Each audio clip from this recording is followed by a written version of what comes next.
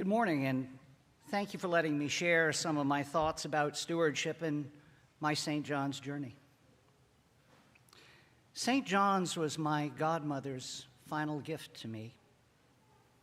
Her funeral many years ago at St. John's on a Thursday was back when I was a young trial attorney at St. John's with a full head of hair and living life large, and church was something that perhaps I encountered on the festivals. For reasons unknown, I was in the pews that next Sunday and have been here ever since. As I emerged from the front doors that first day, I was greeted by John Harper. And after a moment's discussion, John directed me over to a fine person who advised me that I was going to begin teaching Sunday school in but a couple weeks. Yes, I was shocked and overwhelmed, and I demurred, only to find 2 weeks later I had received my first usher schedule. As an usher and head usher over the past couple decades, I've come to realize that my guild members and me not only have the privilege of greeting all of you and so many others, but we also have the opportunity to observe the evolution of our congregation.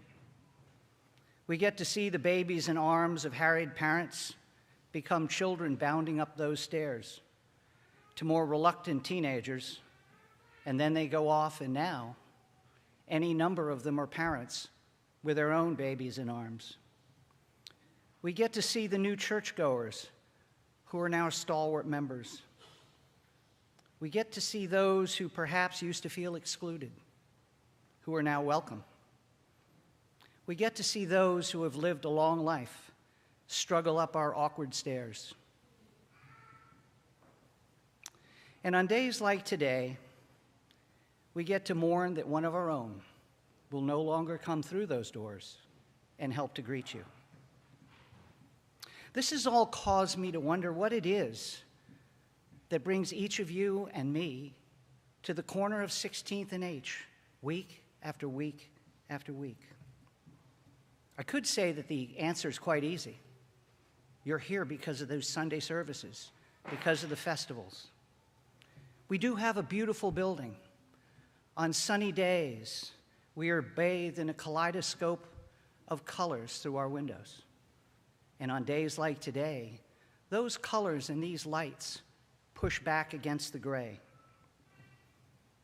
We have an extraordinary music program, the organ, the choir, the communion, and outstanding preaching by our entire clergy, Rob, Sarah, Sean, Will, and the many who preceded them.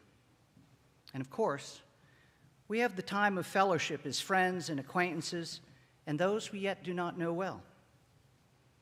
But there's so much more. How many have attended a midweek service or an evensong that often serves others in our neighborhood besides ourselves? Or like myself, have you ever wandered into St. John's on a quiet midday afternoon and it is your church alone?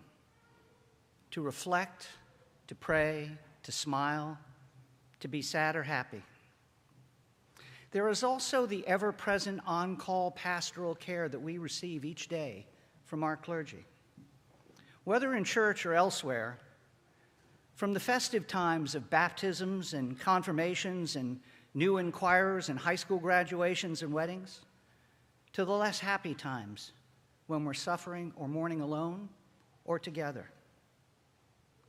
And let's not forget that over the past 2 years, as COVID shut our windows and our doors and put a wall around us, Rob and the clergy and staff saw to it, initially with just one iPhone, that the word was brought to us, and now with greater sophistication, to friends all over the country.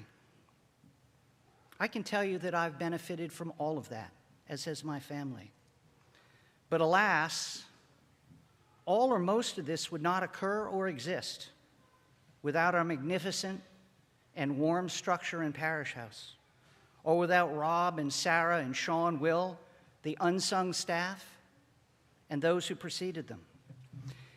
has been the case for churches from time immemorial. None of this comes free, and most is not covered by an endowment the size of the Museum of Modern Art or an Ivy League school. Nor should it be.